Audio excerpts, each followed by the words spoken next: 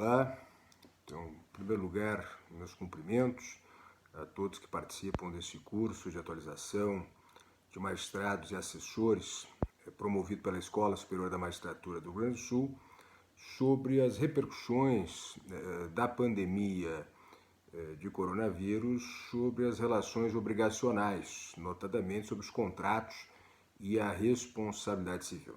Então, nesta série de 3 encontros, o programa foi estruturado justamente para, num primeiro encontro, este nosso de hoje, falarmos sobre a repercussão da pandemia sobre os contratos. E nos encontros seguintes, sobre a responsabilidade civil do Estado, o impacto da pandemia sobre a responsabilidade civil do Estado por danos a particulares, e no terceiro encontro a respeito dos impactos da pandemia sobre as relações de consumo, especificamente, onde há uma proteção legislativa maior aos consumidores.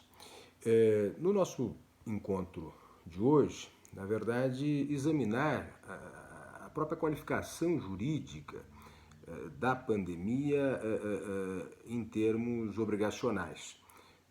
Isso tem sido objeto de inúmeros artigos, textos de maior ou menor extensão nas últimas semanas, exatamente em razão do fato do inusitado, em primeiro lugar, da situação, e da mesma maneira das repercussões que não só a pandemia em si, mas todas as medidas que são adotadas em razão da pandemia, e essas medidas tanto do ponto de vista dos comportamentos dos particulares, dos indivíduos, das empresas, buscando prevenir-se dos riscos de contágio, contaminação, e ao mesmo tempo as medidas de polícia, que no estado de calamidade reconhecido, tanto em nível nacional quanto em nível estadual e também de parte dos municípios, o impacto disso sobre relações contratuais como um todo. Em primeiro lugar, é preciso dizer que justamente a qualificação jurídica da pandemia, e não da pandemia em si, mas das repercussões que ela estabelece em relação a relações contratuais em curso, e portanto aqui vamos estar falando sobretudo de contratos de cumprimento diferido no tempo, ou seja, celebrados a certa altura e cujas prestações se vão executar num segundo momento, como também contratos de cumprimento duradouro, relações de duração, que são impactados pela pandemia. Uma visão tradicional, uma visão, digamos assim, clássica, permite que nós identifiquemos nessas situações, seja, de novo, pelas repercussões da própria pandemia, mas sobretudo pelas medidas de polícia que são adotadas para prevenir fechamento de estabelecimentos, interdição de atividades, restrição, portanto, à liberdade e à propriedade das pessoas, caracterizando esses fatos, uma vez que são irresistíveis aos particulares, como tipicamente uma situação que se qualifica como de caso fortuito ou de força maior. Claro, aqui há de se examinar, e se precisará examinar justamente, as repercussões em concreto em cada relação contratual. Mas é indiscutível de que se trata, nos termos exatos do artigo 393 do Código Civil Brasileiro, seu parágrafo único, daquela figura típica do caso fortuito de força maior, que é justamente o evento ou fato necessário cujos efeitos não era possível ao devedor evitar ou impedir. Quer dizer, ou são fatos, tipicamente fatos do príncipe, medidas de polícia administrativa, ou são também comportamentos razoáveis, legítimos das pessoas buscando se prevenir do contágio e dos riscos à saúde em decorrência desta pandemia. Pandemia essa, em primeiro lugar, tem um reconhecimento jurídico a partir da própria Organização Mundial da Saúde e por portaria específica editada pelo Ministério da Saúde. Então, a qualificação jurídica formal da pandemia está posta.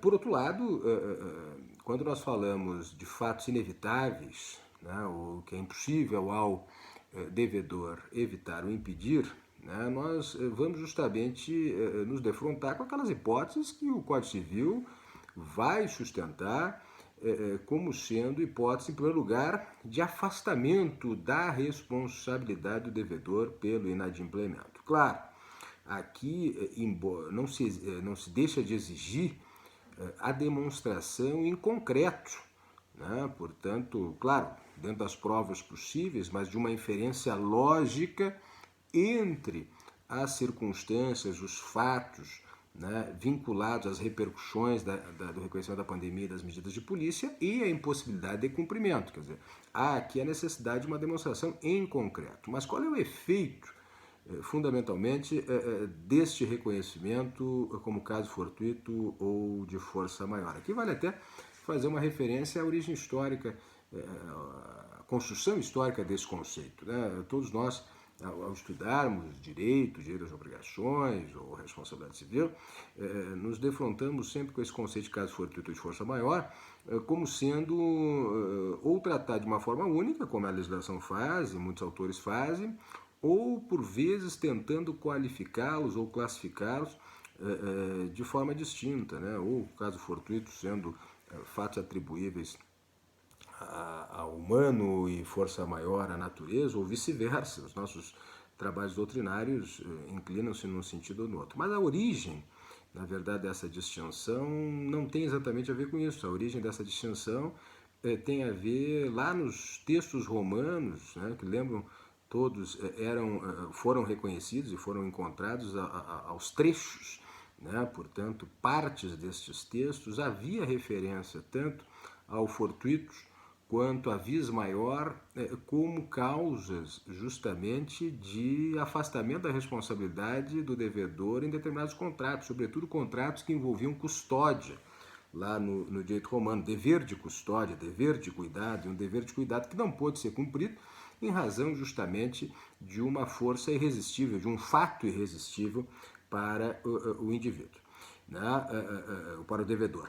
Né? Isto foi trazido para o direito atual, especialmente por Pottier, e a partir de Pottier nas codificações todas, inclusive da nossa, justamente como uma causa de exoneração da responsabilidade do devedor, do titular do dever. No âmbito do direito contratual, essa ausência de responsabilidade do devedor dá causa a duas situações, que é justamente a situação primeira de, portanto, sendo uma impossibilidade temporária, a exoneração do devedor em relação aos efeitos da mora. Sendo uma impossibilidade permanente, absoluta, a exoneração do devedor em relação à responsabilidade pelo inadimplemento, portanto, a cláusula penal, se houver, ou as perdas e danos. Isso tudo do ponto de vista da doutrina e da teoria geral, vamos dizer assim, das obrigações. Conduzindo a que circunstância? Conduzindo, então, sabemos todos, né, a possibilidade, havendo impossibilidade de cumprimento da prestação, a resolução do contrato e essa resolução do contrato determinando justamente a restituição das partes, o tanto quanto possível, ao estado anterior. E, ao mesmo tempo, exonerando o devedor, portanto, de qualquer responsabilidade em razão do inadimplemento. Afasta, na linguagem que ainda utiliza o Código Civil, afasta a culpa do devedor pelo inadimplemento. Bom, esse é o tratamento teórico, ou melhor dizendo, né, o tratamento também dogmático legislativo. No caso que estamos vivendo, né, como que isto se opera, basicamente? É preciso distinguir algumas situações. Nós vamos ter tantas situações contratuais em razão dos riscos de pandemia em que você vai perceber a impossibilidade de cumprimento, né? E essa impossibilidade de cumprimento, então, em razão desses fatos que são impossíveis ao devedor evitar ou impedir, né? Portanto, o exemplo típico as medidas de polícia, que vão impedir, por exemplo, o devedor empresário de abrir o seu estabelecimento por certo período, né? Sendo necessário caracterizar a relação de causa e efeito entre a causa atribuída como de caso fortuito de força maior e o fato do inadimplemento em si. Mas nós temos outros duas situações distintas. Ao lado da impossibilidade de cumprimento, nós temos também uma situação muito característica deste momento, que é justamente uma incerteza sobre o cumprimento, né? Porque, a rigor, as medidas de polícia estão sendo adotadas, muitas delas, inclusive, por prazo, né? Por prazo certo, porém sem prejuízo da possibilidade de prorrogação, na medida em que se está justamente numa estratégia de prevenção do risco de contágio e o exame disso a partir das evidências da evolução da contaminação, da escala de contaminação pelo vírus no Brasil e, portanto, a rigor, né, há uma incerteza quanto à sua duração dessas medidas e à sua repercussão no tempo. Isso gera, ao lado da própria impossibilidade de cumprimento, né, também a incerteza quanto ao cumprimento. Né? A impossibilidade, vimos, a impossibilidade, o Código Civil bem resolve, olha, havendo impossibilidade, né, claro que ela pode ser, né, na classificação também tradicional do direito, uma impossibilidade permanente ou absoluta, ou uma impossibilidade temporária, e isso deve ser também trazido à consideração nas situações em que esta matéria for discutida e a própria demonstração de que se trata ou que se pode tratar de uma impossibilidade temporária ou de uma impossibilidade permanente. Isso tem reflexos também no reconhecimento do direito à resolução ou depois, vamos falar em seguida também a possibilidade de revisão ou até de renegociação, né? E a circunstância de impossibilidade absoluta, permanente e que impõe justamente ou o direito de resolução ou mesmo a irresponsabilidade do devedor pelo incumprimento.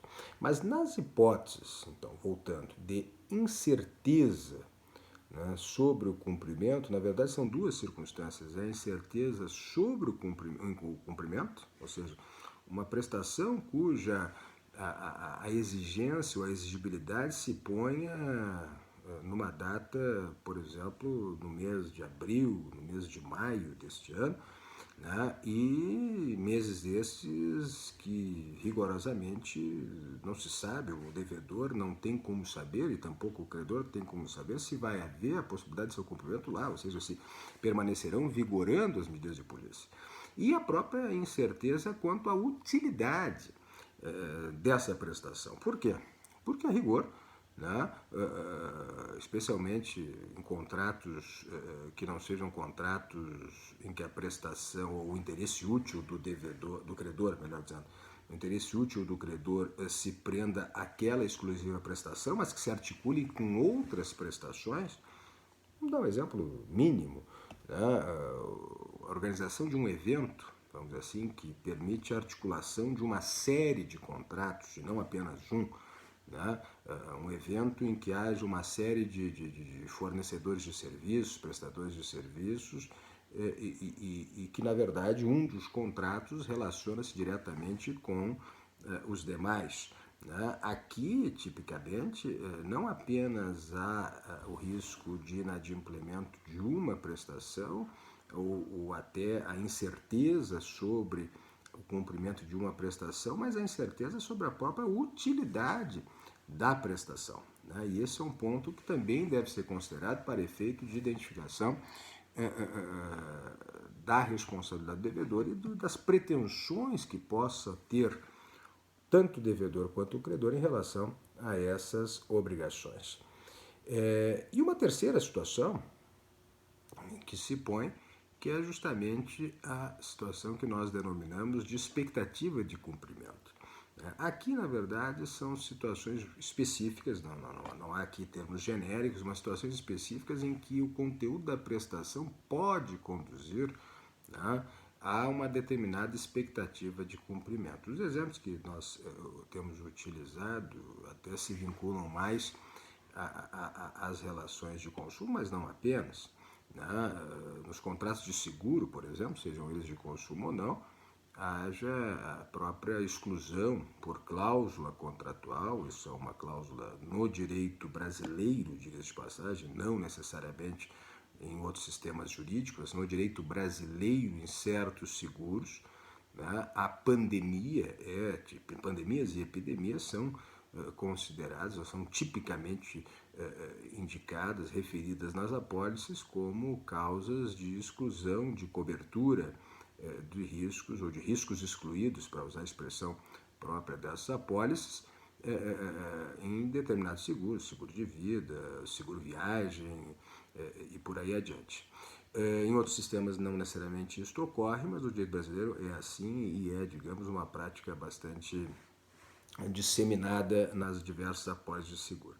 Aqui vai entrar em discussão justamente a expectativa do segurado em relação a esta exclusão, né, ou na medida em que não tenha sido informado sobre ela e na medida em que não tenha havido qualquer tipo de restrição no momento da contratação, restrição à oferta, né, se esta restrição e, portanto, se essa exclusão seria eficaz perante o segurado.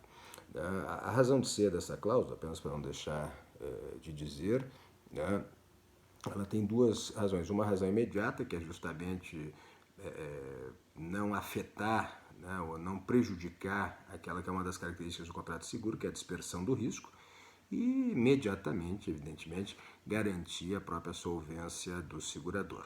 Entretanto, no direito brasileiro, por força da boa-fé e de deveres específicos previstos na legislação, especialmente na legislação consumerista, né, a violação do dever de informar aqui pode gerar expectativa legítima de cumprimento com a não exclusão do risco coberto da pandemia.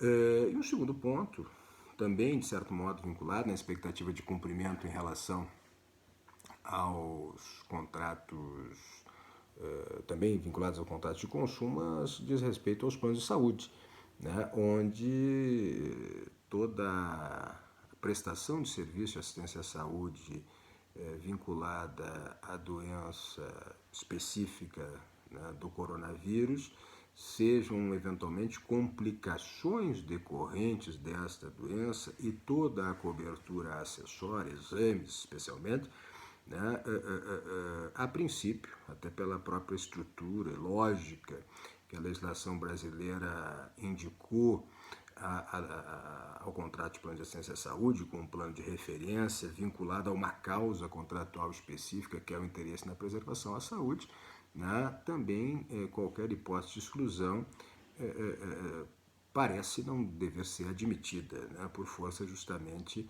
de que as exclusões nos planos de assistência à saúde devem ser exclusões expressas e nos limites exatos que a lei 9656 de 1998, os planos de saúde, admite. Bem, então temos essas três situações, né? Impossibilidade de cumprimento,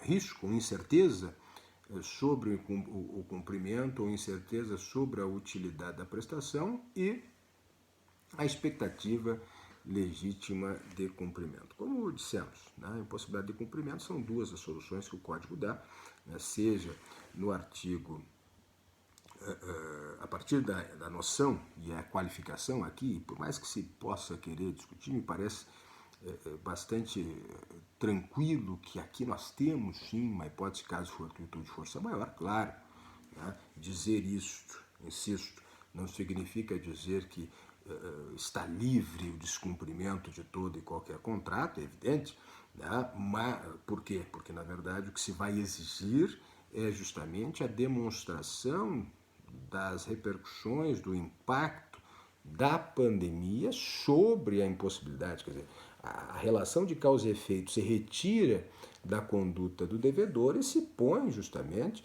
né, em razão do fato específico da pandemia e das consequências que ela trouxe, medidas de polícia e outras consequências que porventura possam existir. Isso de forma indistinta nos contratos civis, empresariais ou nos contratos de consumo. Né? Portanto, um atraso de carga, né, de um transporte de carga, que é um contrato empresarial que se dê em razão, né, de medidas de polícia restringindo o fluxo de aeroportos ou restringindo o trânsito, especialmente no transporte aéreo aqui, né, ou fechando fronteiras, por exemplo, né, evidentemente que deve ser vinculado a essa causa, né, reconhecida como caso fortuito de força maior. Então, quando nós dissemos que é caso fortuito de força maior, que se qualifica assim, e é praticamente impossível não ser, né, é um fato que as pessoas, que os contratantes não podem evitar ou impedir, isso não significa, insisto, de que há uma possibilidade geral de inadimplemento. Ao contrário, caso a caso, será necessário demonstrar, né, a existência do caso fortuito de força maior como fato impeditivo do cumprimento da prestação ajustada. A segunda situação que é posta, o segundo a regra, portanto, né, as regras gerais sobre o inadimplemento das obrigações presentes no artigo 234, sobre a obrigação de dar coisa certa, né, cujo inadimplemento, a perda da coisa sem culpa do devedor antes da tradição torna resolvida, faz resolvida a obrigação, né? O artigo 248 do Código Civil, da mesma maneira, em relação às obrigações de fazer, se a prestação do fato tornar-se impossível sem culpa do devedor, resolve-se a obrigação, né? E o 250 do Código Civil também, né, extingue-se a obrigação de não fazer, desde que sem culpa do devedor se lhe torne impossível abster-se do ato que se obrigou a não praticar. Então, essas três situações típicas, essas hipóteses típicas legais, né, de inadimplemento sem culpa do devedor, e a ausência de culpa se faz justamente pela demonstração do caso fortuito de força maior, das repercussões da pandemia. Há outras situações, especialmente em relação a contratos de duração, que serão duramente afetados, estão sendo duramente afetados pelas repercussões da pandemia. Talvez o exemplo mais conhecido, né, e mais falado possa ser justamente, de repercussões concretas muito identificadas, possa ser justamente o dos contratos de locação imobiliária.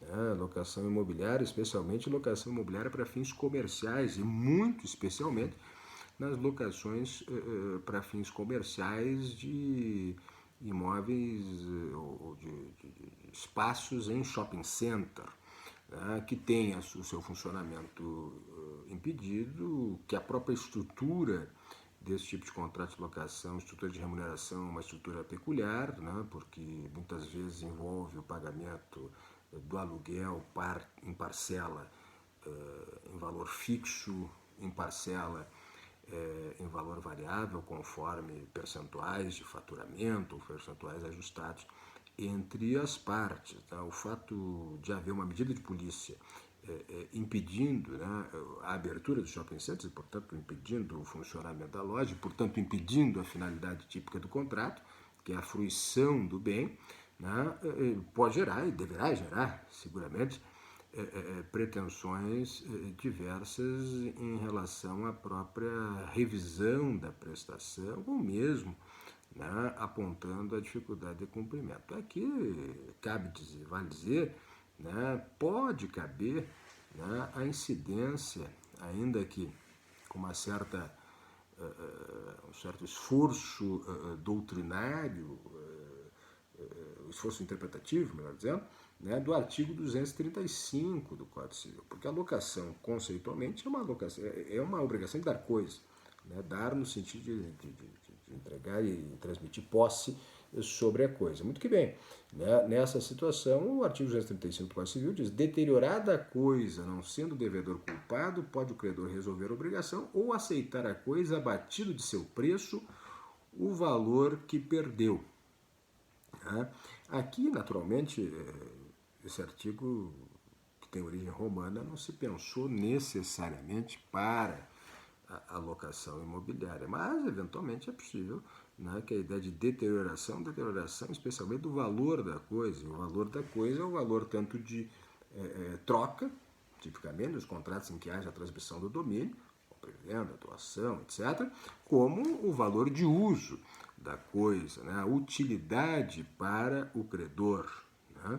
E, nesse sentido, a pretensão de abatimento eventualmente se possa retirar, claro, proporcionalmente, dentro de padrões razoáveis, se retirar deste artigo 235 do Código Civil.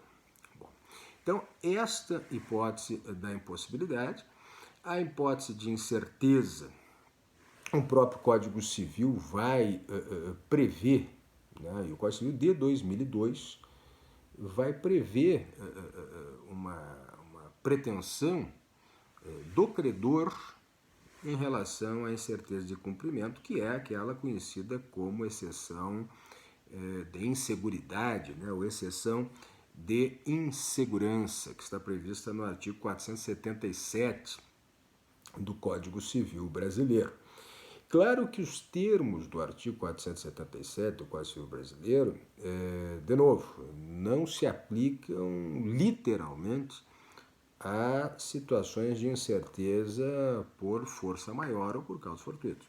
Né? Portanto, não foi concebido, né, essa figura da exceção de seguridade, não foi concebida para situações em que a incerteza decorre de um fato geral, de um fato social, de um fato que não está ligado à pessoa do devedor. Ao contrário, o artigo 477 do Código Civil, ele vincula a eventual incerteza de cumprimento, sabemos, tá, a uma redução do patrimônio do devedor. Aí é aquela ideia clássica que nós conhecemos, né, de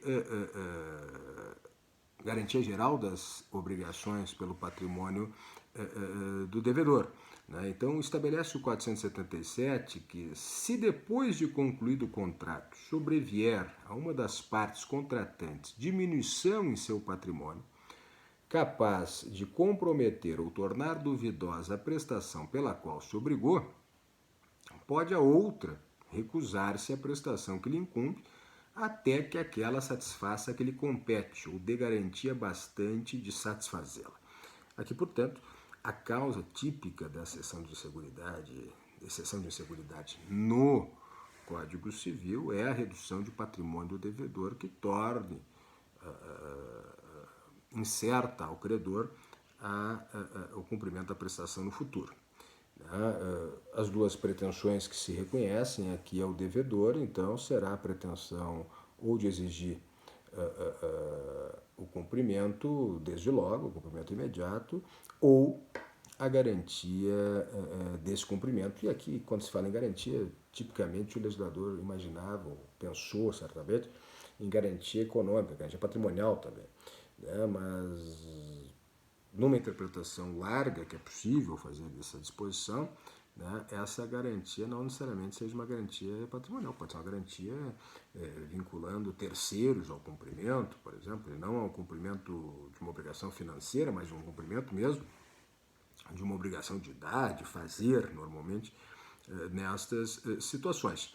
E o segundo aspecto é justamente a possibilidade de interpretação analógica dessa disposição do artigo 477 para reconhecer, então, que essa exceção de inseguridade também permitiria, não apenas nas situações de redução do patrimônio do devedor, mas em outras situações como essa que estamos vivendo, né? Portanto, repercussões sociais e econômicas da pandemia e das medidas de polícia que ele acompanham, portanto, de causas de incerteza distintas da redução do patrimônio. Exigiria, sim, uma interpretação analógica, mas ela, em alguma medida, é possível, especialmente se considerarmos, né, a própria ideia de que o interesse predominante aqui seria ainda o cumprimento do contrato, não seria a resolução. Né? O interesse, quando se tem na exceção de inseguridade é o cumprimento. Há o interesse do cumprimento, tanto assim que se exerce pretensão para que se faça o cumprimento imediatamente ou se garanta o cumprimento. Portanto, o interesse é o cumprimento e não a resolução. Isso conduz também à possibilidade, né, de aqui incidir o princípio da própria preservação do contrato, da manutenção do contrato, a preservação do negócio, conservação do negócio jurídico, né, para, digamos, autorizar ou legitimar uma interpretação alargada desta regra. E também uma outra situação que aqui se põe, que não é uma situação legislada no direito brasileiro, é preciso dizer, né, mas que é uma situação doutrinariamente admitida e admitida também por muitos em razão da interpretação analógica ou da interpretação extensiva da própria regra do artigo 477 do Código Civil, que é a regra, é a situação que nós introduzimos pela via doutrinária no direito brasileiro, em alguma medida, em alguns casos pela via jurisprudencial, não muitos, né, que é a chamada quebra antecipada do contrato. A quebra antecipada do contrato ou inadimplemento anterior ao termo, como uma expressão também utilizada no direito brasileiro, ou inadimplemento antecipado. Essa é uma figura que vem do common law e que no common law se vincula justamente à ideia de uma conduta do devedor anterior ao termo, portanto anterior ao momento em que a prestação se torna exigível, e esta conduta do devedor, né, faz com que permita ao credor concluir que no momento em que a prestação for exigível, ela não será cumprida. Então, uma conduta anterior à exigibilidade, mas que já, numa visão razoável do credor, permitirá concluir que a prestação não será realizada no momento em que ela for exigível. Né? Essa chamada quebra antecipada do contrato, né, ela é uma regra, ou ela é uma teoria, melhor dizendo, né, que inclusive quem melhor define, né, justamente é o nosso grande ministro, saudoso ministro Rui Rosado de Aguiar Júnior, quando ele diz, né, quer dizer, a quebra da confiança no cumprimento, né, a quebra da confiança no adimplemento. Quais são as pretensões que daqui resultam? Na tradição, vamos dizer assim, dessa figura, né, da quebra antecipada do contrato, justamente a pretensão de vencimento antecipado, ou mesmo já numa pretensão de resolução sem prejuízo de perdas e danos. Por quê? Porque a quebra antecipada pressupõe, né, a conduta culposa ou imputável do devedor. Não se impede, entretanto, que nós possamos trazer esta figura para o direito brasileiro e cogitar, eventualmente, de um inadimplemento anterior ao termo não culposo. Tá? Isso é possível, de novo, por uma interpretação analógica do artigo 477, fundado também no princípio da manutenção do contrato e do próprio princípio da boa-fé objetiva. O que seria um inadimplemento anterior ao termo não culposo? Justamente a percepção razoável do credor que, em razão das repercussões da pandemia e das medidas de polícia que lhe acompanham, o devedor, no momento em que a prestação que lhe é imputada, a prestação que é devida por ele, for exigível, se tornar exigível, o devedor não terá como cumpri-la. Né? Isto é possível, dependendo de novo das circunstâncias do contrato, da demonstração concreta, né, dos fatos e da repercussão das medidas de polícia ou da pandemia em relação ao cumprimento do contrato, né, e disso resultar uma incerteza quanto ao cumprimento a partir justamente nem só não uma incerteza apenas, né, mas justamente que esse contrato não virá a ser cumprido quando exigido, né, ou a prestação não deverá ser realizada quando exigida, por força das consequências, da repercussão das medidas de polícia e da pandemia. Portanto, a quebra seria uma noção, de novo, né, que não a quebra culposa, portanto, quebra antecipada na modalidade culposa, que é a tradicional, que é a que vem do common law, mas aqui uma espécie de quebra não culposa, que pode conduzir à resolução ou que pode conduzir, né, à exigência de cumprimento em situações específicas ou mesmo a renegociação deste cumprimento. Mas observemos também o seguinte, a par dessas situações ou dessas soluções, não é desconhecido, talvez aquela que seja mais famosa e mais utilizada no direito brasileiro, pelo menos nas últimas décadas, que é a própria figura da revisão do contrato. Aqui, entretanto, é preciso ter algumas notas, alguns cuidados. Em primeiro lugar, a pretensão revisional, aliás, a própria expressão revisão, ela é uma expressão que conduz a uma série de circunstâncias, né? Se revisa o contrato para decretar nulidades, isso é típico em contratos de adesão, contratos de consumo, mas não apenas, né? Num contrato paritário onde haja nulidades, a ideia da revisão também se põe para excluir, para expulsar essas nulidades. Se faz referência à revisão também para as pretensões de modificação do objeto, né, e modificação do objeto sob diversos fundamentos. Né? O fundamento tradicional, teoria da imprevisão. Tá? Teoria da imprevisão que está posta tanto no artigo 317 do Código Civil, especialmente quando há uma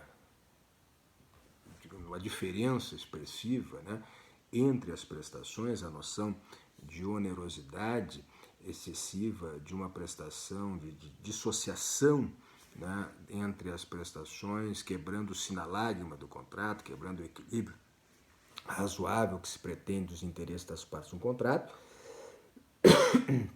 e também nos contratos, especialmente nos contratos diferidos ou de cumprimento duradouro, no artigo 400, nas situações postas à resolução do contrato por onerosidade, né, mas também a possibilidade de revisão desse contrato, né, para evitar a sua resolução, que é posta no artigo 478 do Código Civil sobre resolução, mas a revisão propriamente dita, aquela revisão voluntária do artigo 479 e a pretensão de revisão do artigo 480.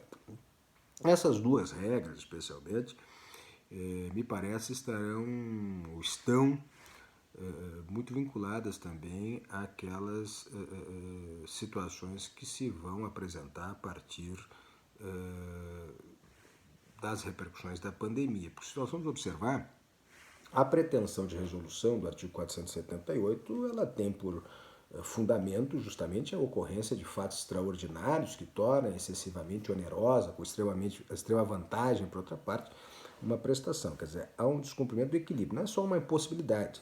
Aqui é uma outra figura, não é necessariamente uma impossibilidade de cumprimento, mas uma ideia de utilidade da prestação, né? Ou seja, uma incerteza quanto à utilidade também em relação ao desequilíbrio dessas prestações. Pois bem, a pretensão que se autoriza ao prejudicado, né, pelo desequilíbrio, portanto, aquele que tem a sua prestação desvalorizada frente à outra, é a possibilidade de resolução, do artigo 478.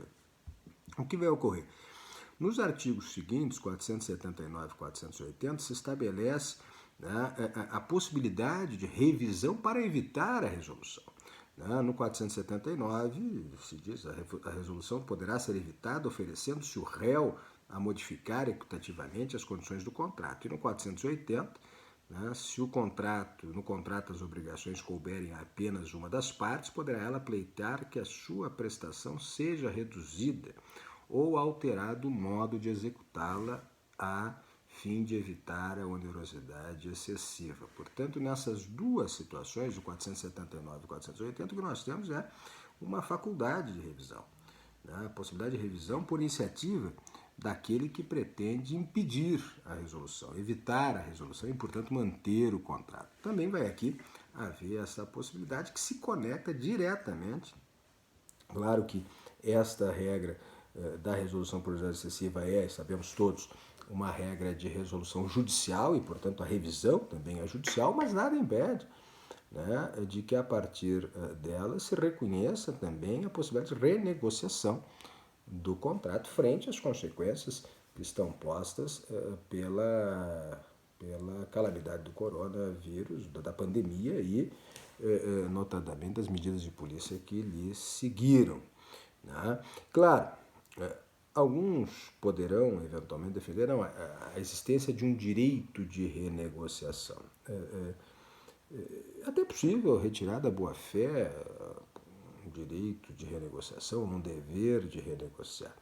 Mas observem que isto não é um direito autônomo a todo momento, em qualquer circunstância, e tampouco haja, se fala num direito de renegociar, se estaria a falar também num dever de aceitar renegociar, e não há um dever legal aqui, né, para aceitar renegociar. O que há, justamente, é a possibilidade de revisão equitativa, e aí no processo, com fundamento 479 e 480, que será judicial nesse caso, né, se identificar de que aquela possibilidade ou aquela oferta de reequilíbrio seja uma oferta que de fato cumpra com essa finalidade legal de reequilíbrio e, portanto, autorize a se manter o contrato. Isso não exclui toda a possibilidade que há de renegociação extrajudicial, de renegociação que é normal do direito dos contratos, é evidente,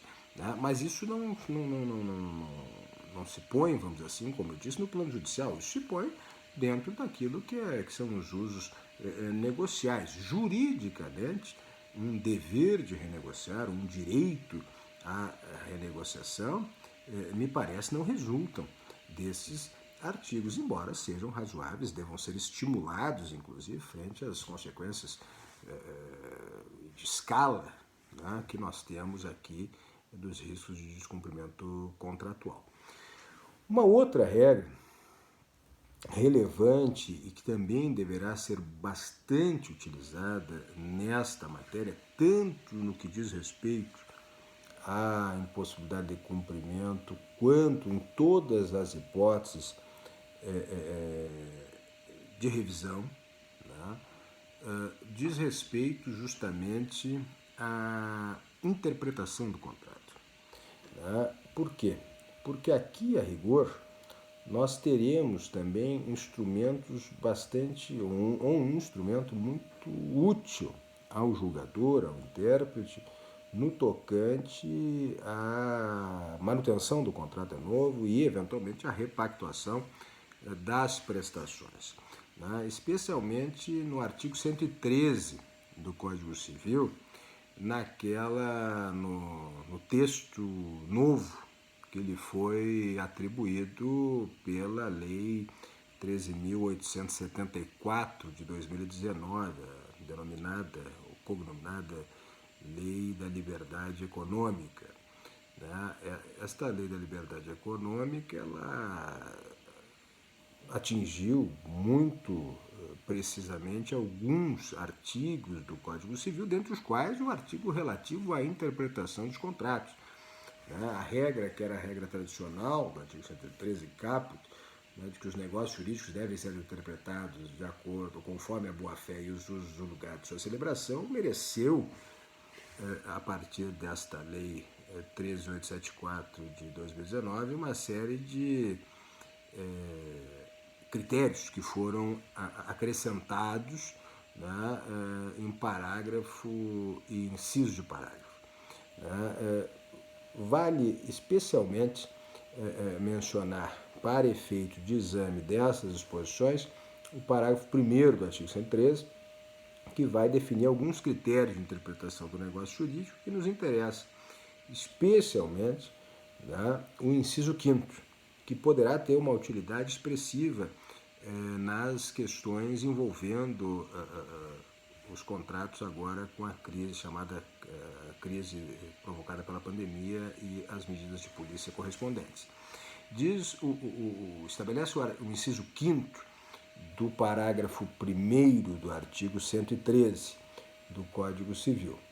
A interpretação do negócio jurídico deve lhe atribuir o sentido que 5. Corresponder a qual seria a razoável negociação das partes sobre a questão discutida, inferida das demais disposições do negócio e da racionalidade econômica das partes, consideradas as informações disponíveis no momento de sua celebração.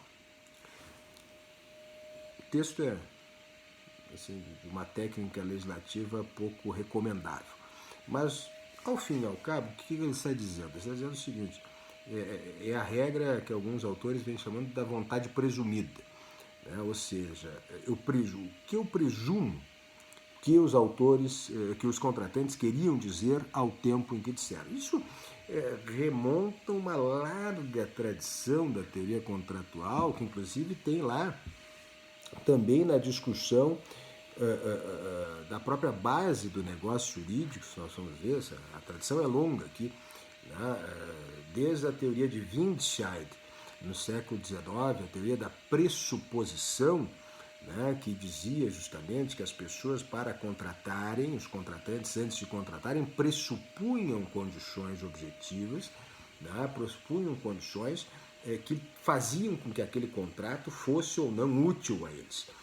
Essa teoria de Windscheid, da pressuposição, depois mereceu a famosa leitura de Ortmann na Alemanha em relação à chamada base subjetiva do negócio, que dizia justamente, né, que as partes, ao celebrarem contratos, tomavam em consideração o seu interesse específico, o seu interesse pessoal e a sua própria possibilidade de cumprimento das prestações acordadas, né, até chegarmos à famosa teoria da base objetiva do negócio jurídico, especialmente por Karl Arens, né, e que vai sustentar justamente que todo negócio jurídico, ao ser celebrado, tem uma base que representa o interesse legítimo das partes de acordo com circunstâncias ou situações objetivas ou condições objetivas previstas pelas próprias partes ao celebrar esse contrato. E se essa base do negócio, por qualquer razão, ela se rompe por fatos estranhos aos contratantes, isso autoriza por si a revisão do contrato. É uma teoria conhecida no direito brasileiro, desenvolvida na doutrina e também na jurisprudência, especialmente com fundamento lá nas relações de consumo, no artigo 6º, inciso 5º do Código de Defesa do Consumidor. Essa larga tradição, né, sobre o que as partes gostariam, o que as partes queriam, o que os contratantes desejavam ao contratar, também se reflete, né, sem prejuízo da revisão com esse fundamento, né, mas também se reflete na interpretação das disposições contratuais. Olha, ninguém previu em contrato, porque justamente pelo fato de ser um caso fortuito de força maior, ninguém previu em contrato, né, a existência da pandemia.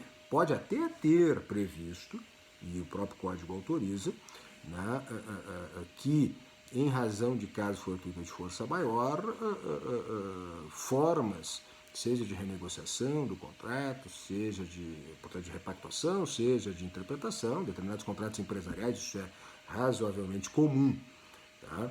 Agora, também, e esse é o ponto que este artigo 113, inciso 5º, nos fornece algo que é útil, né, é justamente entender o seguinte, olha, quando as partes não previram no contrato nenhuma disposição sobre caso fortuito de força maior, ou sobre a pandemia, evidentemente, mas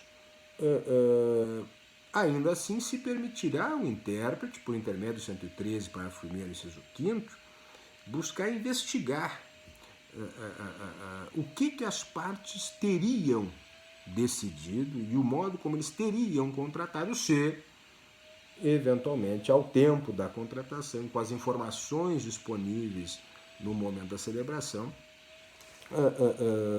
eventualmente tivessem previsto a existência de um caso fortuito ou de força maior. É a chamada doutrina da vontade presumida, né? A interpretação do negócio jurídico de acordo com a vontade presumida, né? E que pode, né, especialmente pela sua parte inicial, corresponder a qual seria a razoável negociação das partes sobre a questão discutida. Quer dizer, essa razoável negociação das partes, segundo o critério de racionalidade econômica, pode permitir ao intérprete uma investigação desta vontade presumida à luz, justamente, de novo, da manutenção do contrato, ou eventualmente até concluindo pela conveniência e pela correção da eventual resolução. São essas as situações postas, justamente, de algumas disposições que podem incidir nestas situações de descumprimento contratual ou de incerteza sobre o cumprimento contratual e que vão, evidentemente, desafiar a todos ao tempo em que uma série de contratos vier justamente a ter risco de cumprimento ou ter propriamente o seu descumprimento e, eventualmente, serem todos eles objeto, ou muitos deles, objeto de exame pelo Poder Judiciário. Dizendo isso, eu agradeço aos colegas e espero estarmos juntos já no nosso segundo encontro, sem prejuízo também da interação que teremos nas discussões que podemos ter por via remota, né, em relação a esses pontos abordados no nosso encontro, no nosso primeiro encontro. Então, até a próxima oportunidade.